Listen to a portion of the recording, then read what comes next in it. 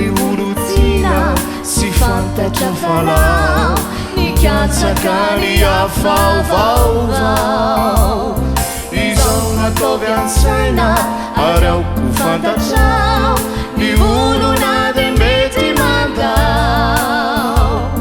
fa de soreriany nomany olanao antso izy resaozao de zao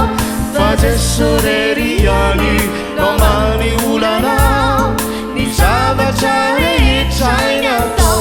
andao antsoy ny anarany Jesosy tsy atoro anao fa fantatrao lay tsy mafoy namony anao averikomba hotsaronao ny entanao raha mavesatry amiko de aokapetraka aminy izy no miahy izany fiainanao henoy lay feo mimbitsika hoe izao nataovy an-tsaina ary aoko fantatrao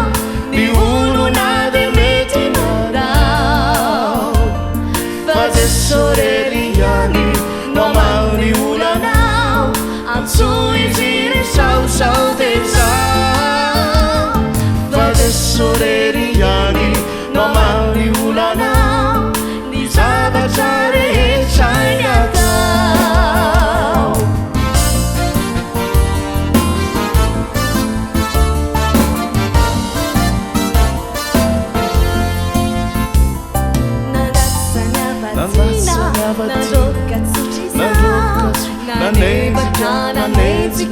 nanenjikanao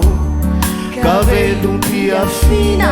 mivonto ny fonao henoiany izao fetsona izao izao nataovy an-tsaina ary aoko fantatrao ny olona de mety mandao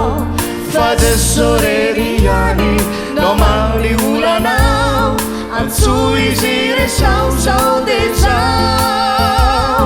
fa de soreriany nomany olanao ny zavatra rehetrainy atao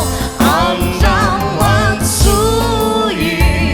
ny anarany Jesosy tsy atoro anao fa fantatrao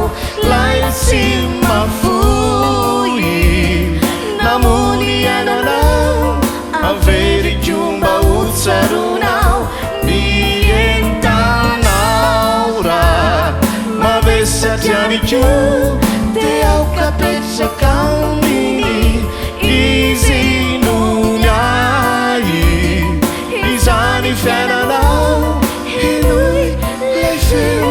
mimbitsika hoe izao nataovy an-tsaina